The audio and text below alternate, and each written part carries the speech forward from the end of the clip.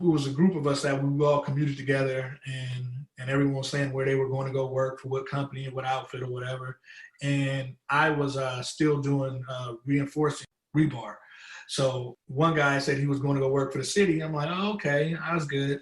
And then a year later, that same job I had figured out and I applied for. So they sent me a card saying, hey, this position's open. So I applied for the position, and they told me I wasn't qualified for it. And I'm like, right? And so on the announcement, it says you have to have a year journeyman and 3 years apprenticeship, right? I had to complete a 3 years apprenticeship. Well, I only had 6 months as a journeyman.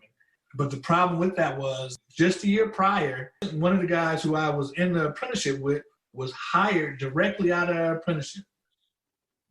Right. And the thing was, his father was a superintendent already for the city, and they just pulled him right in, right? Irish guy, just. Yeah. So I called up the guy. I had been calling him, still had his number, like, hey, trying to get a hold to him, and he wasn't answering. So I found out where their yard was, and went to the yard and was, hey, I'm looking for such and such. He's like, oh no, he's away. We sent him to school.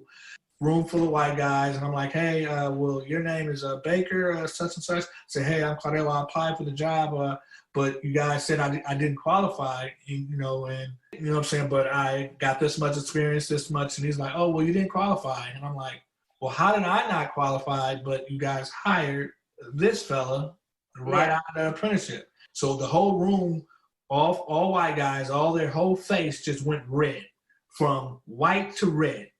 Right. And I just said, oh, okay, thank you. Have a good day. And at that point, I was just like done.